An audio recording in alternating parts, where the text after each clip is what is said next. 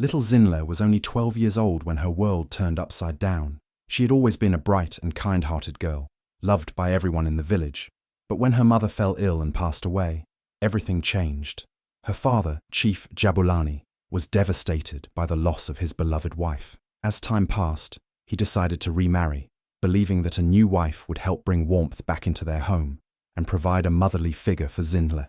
The woman he chose was Sifiso, a beautiful and seemingly kind woman who won the admiration of the villagers. To the outside world, Sifiso appeared to be the perfect wife, gentle, respectful, and caring. She smiled warmly at Zinhle in public, spoke sweetly about her, and even held her hand when people were watching. But behind closed doors, she was nothing like the loving stepmother she pretended to be. From the moment Sifiso entered the household, she made it clear that she had no love for Zinhle. She saw the young girl as a burden, a reminder of the woman she could never replace in Jabulani's heart. Though she never mistreated Zinhle in front of her father, she found ways to make her life miserable. She spoke to her coldly, ignored her needs, and made her feel unwelcome in her own home. Zinhle, still grieving for her mother, could sense the change, but she tried her best to be obedient and respectful. She hoped that one day, Sifiso would accept her and show her the kindness she longed for. But deep inside, Sifiso had no such intentions. From the moment Sifiso became the mistress of the house,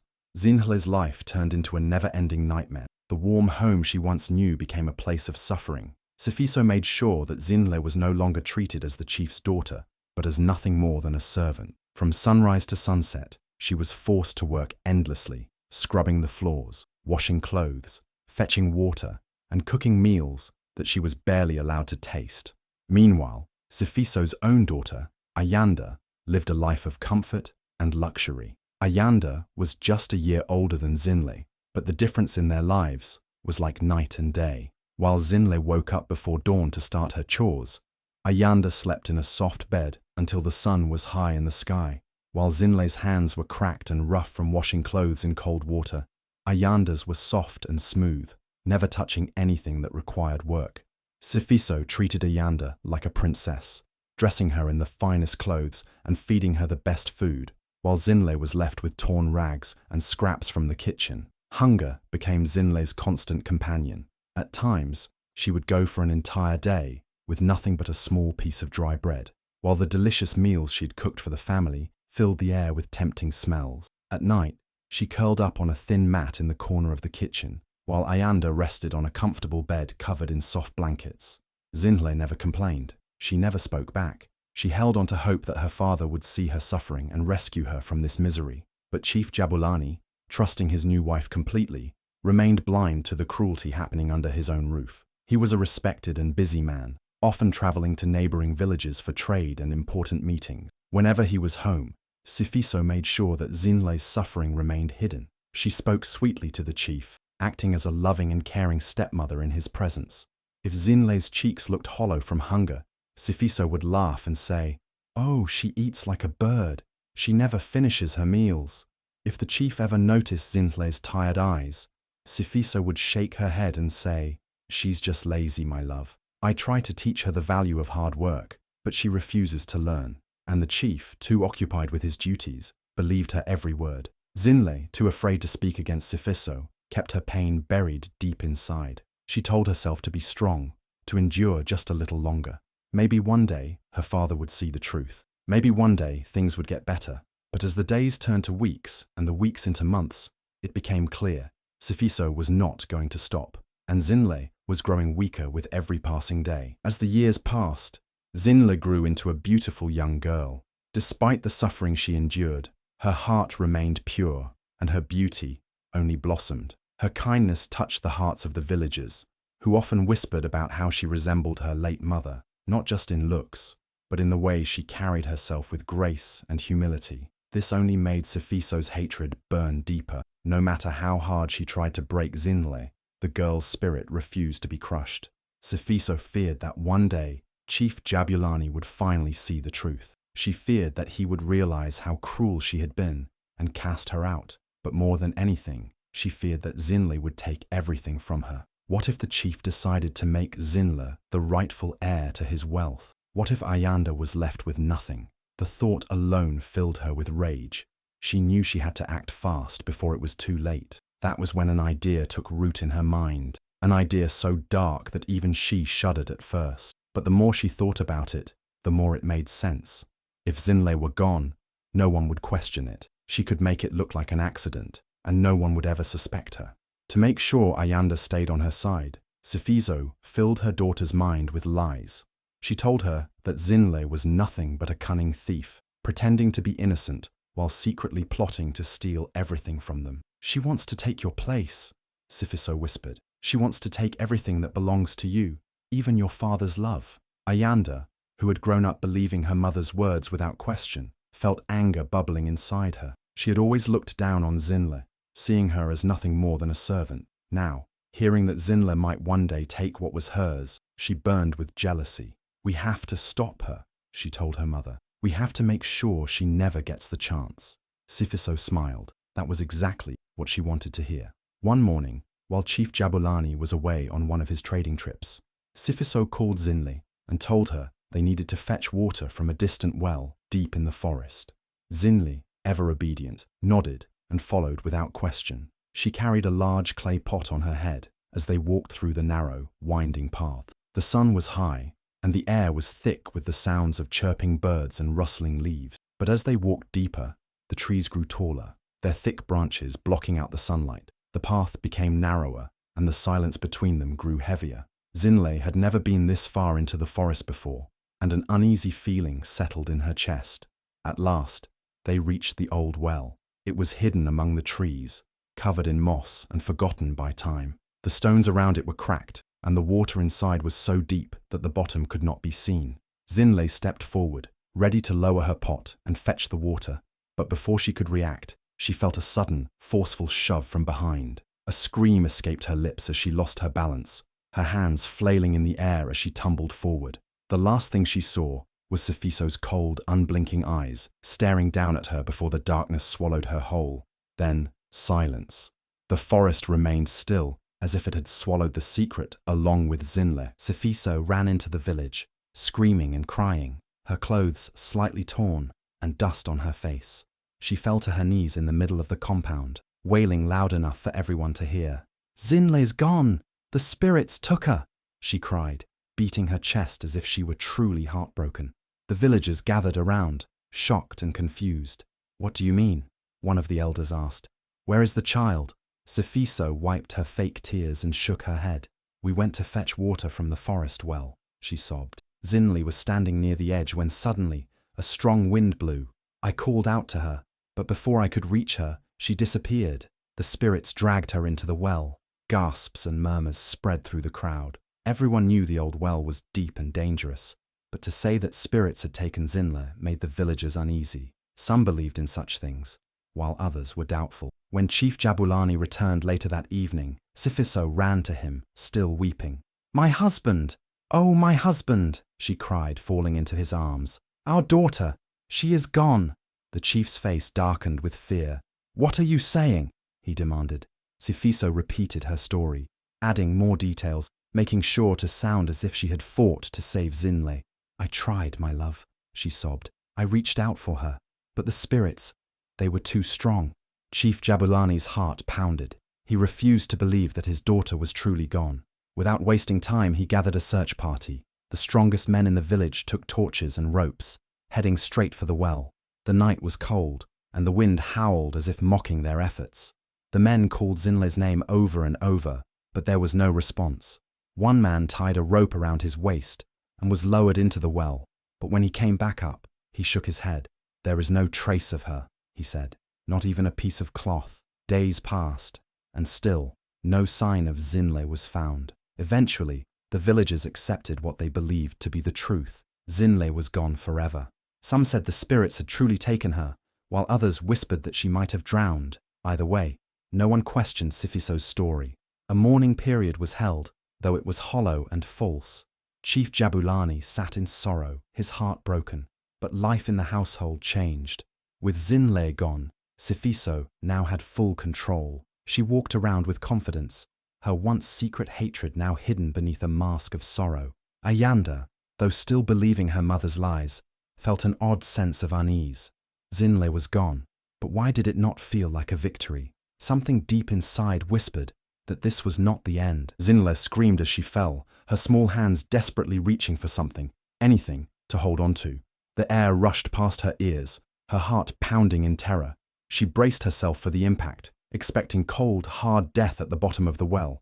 But instead of hitting solid ground, she plunged into icy water. The shock of the cold stole her breath. She flailed her arms, sinking for a moment before kicking her legs with all her strength. Her head broke through the surface, and she gasped for air. It was dark, so dark that she couldn't even see her own hands. Panic threatened to consume her, but then she felt something beneath her feet. Rocks. She pulled herself onto a slippery ledge, coughing up water, her body shivering violently. She wasn't dead. She was alive. But where was she? The well was deeper than she had ever imagined, and the water wasn't still. It was moving, a stream. Somewhere in the darkness, the sound of rushing water echoed. Slowly, as her breathing steadied, her eyes adjusted to the dim light filtering through cracks in the rocks above. She realized that the well wasn't just a hole, it led to something else. Dragging herself up, her body aching, Zinle followed the sound of the water. She moved carefully, feeling her way along the damp stone walls. The ground sloped downward, and the air became warmer. She stumbled forward, exhausted, her wet clothes clinging to her small frame. Just when she thought she could go no further, she saw it, a faint glow in the distance.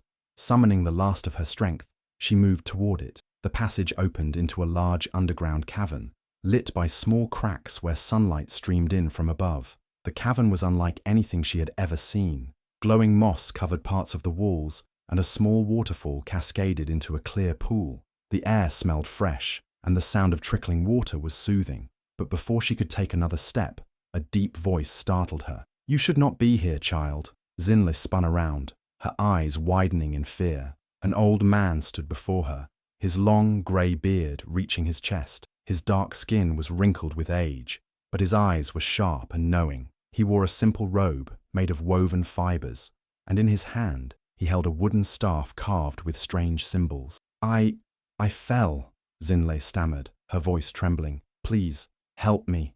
The old man studied her for a long moment, then sighed. "You are lucky to be alive." He stepped closer, leaning on his staff. "Come, child, you need rest."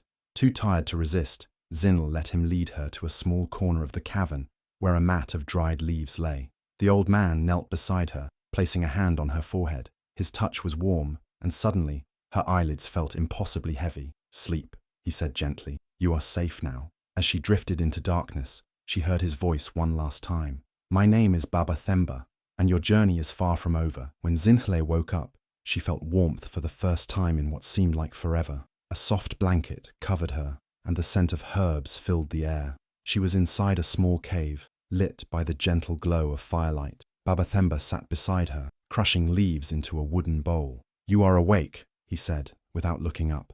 Zinhle pushed herself up, wincing at the soreness in her body. "Where am I?"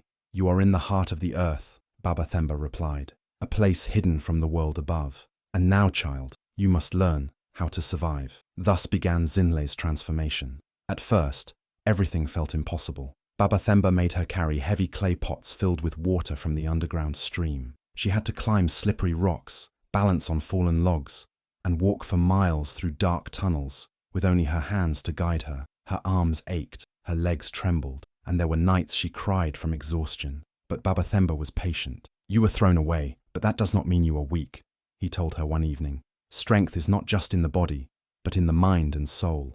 Slowly, she began to change. Her hands, once soft and delicate, grew strong and firm. Her feet became swift, able to move silently across any surface.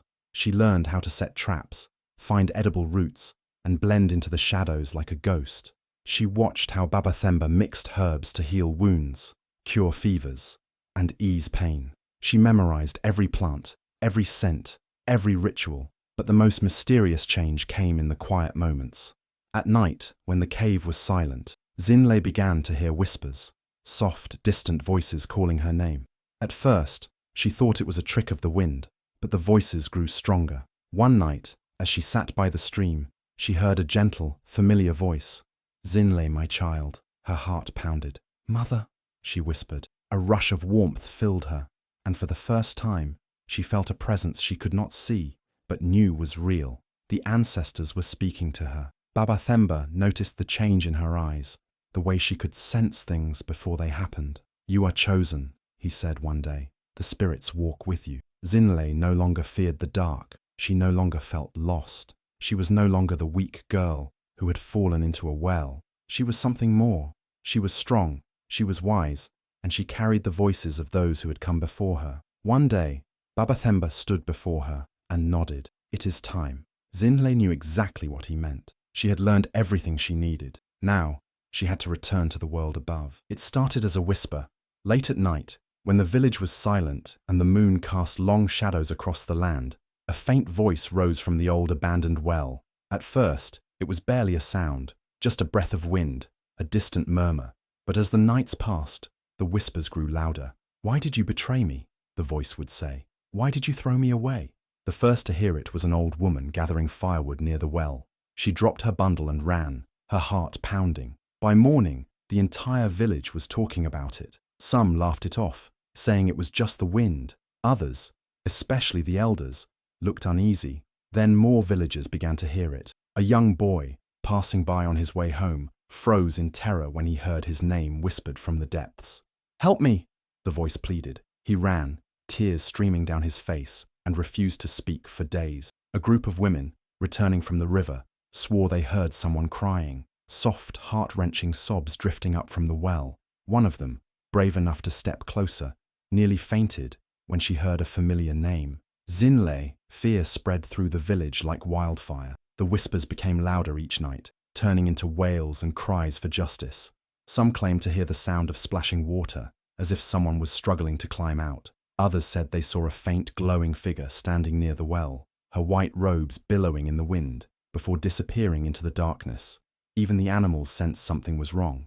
Dogs whimpered and refused to go near the well. Chickens scattered in panic for no reason. The cattle grew restless at night, as if something unseen moved through the village. The elders gathered, their faces grave. "The spirits are angry," one of them murmured. "This is not a good sign." Sifiso tried to act calm, but she could not hide the fear in her eyes. Each night, she locked herself inside her hut, covering her ears with her hands.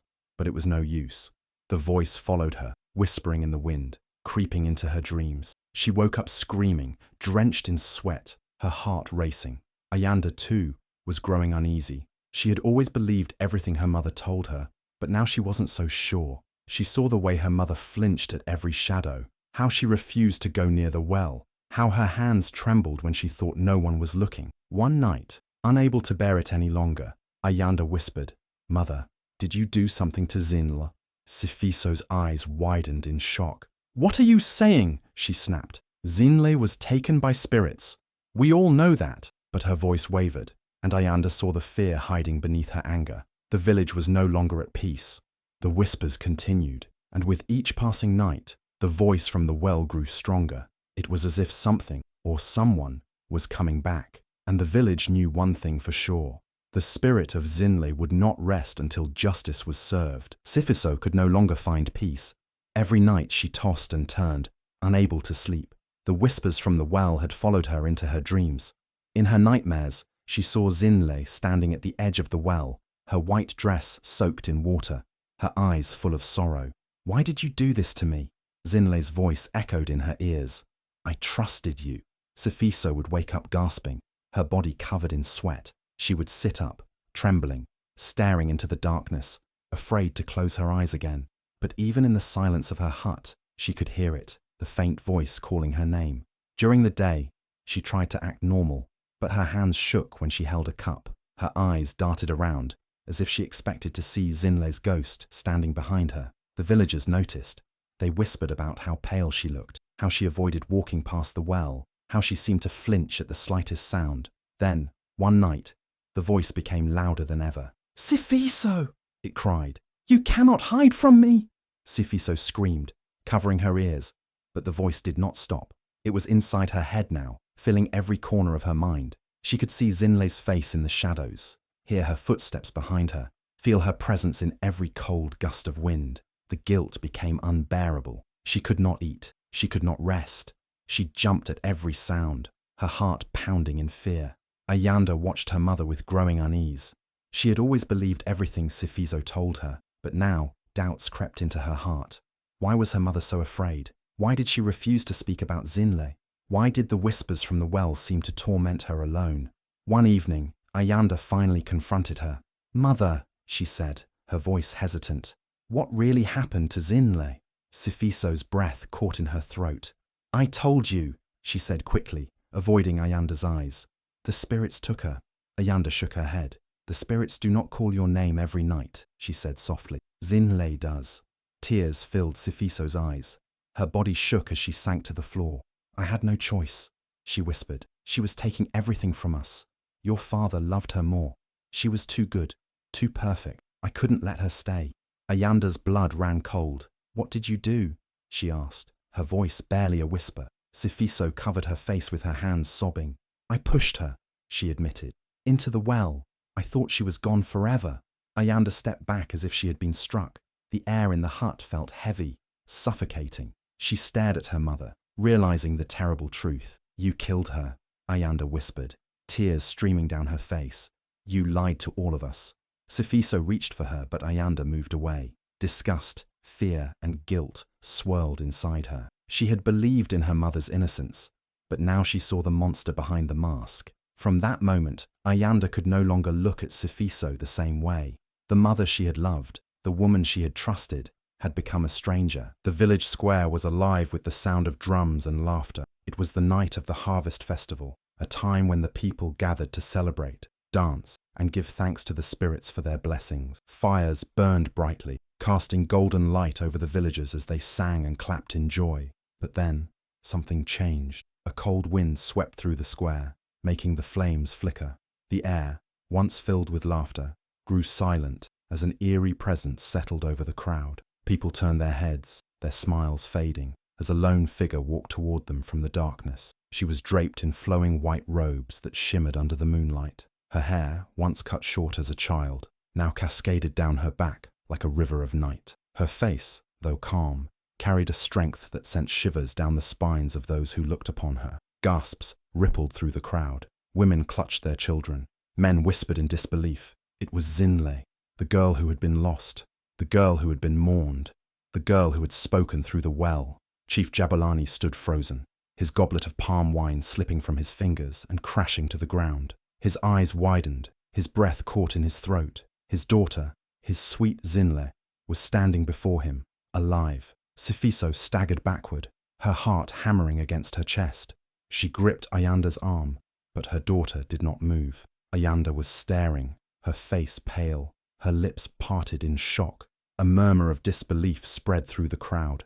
Some villagers stepped forward hesitantly, as if afraid she would disappear like a ghost.